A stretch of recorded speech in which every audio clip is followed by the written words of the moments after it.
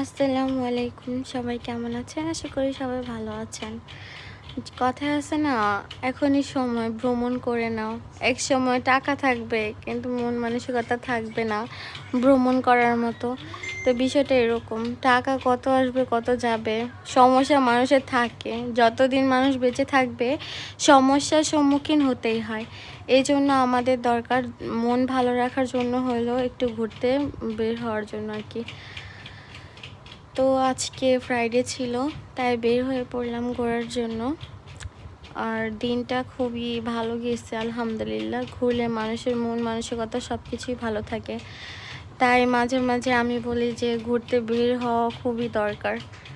তো আমি বাসা থেকে অনেক দূর চলে আসছি আস্তে আস্তে।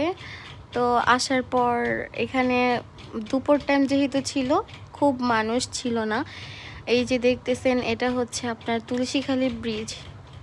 এখানে তো মনে করেন মানুষ একদম অতিরিক্ত থাকে। তো যেহেতু আমি দুপুর টাইম আসছি, একটু পর অনেক মানুষজন বের হবে। তো এখানে তেমন একটা মানুষ ছিল না, কারণ হচ্ছে এখন হচ্ছে দুপুর টাইম।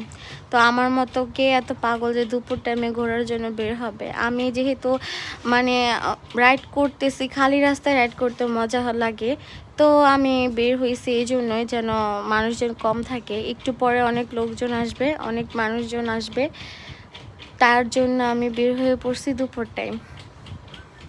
তো একা একা ঘুরতেও একটা অন্যরকম মজা লাগে। তো ভাবলাম যে একটু একা বের হই। তো জায়গাটা খুবই সুন্দর, আমার খুবই ভালো লাগতেছে। প্রকৃতির মানে যেটা বলে, অনেক সুন্দর বাতাস ছিল।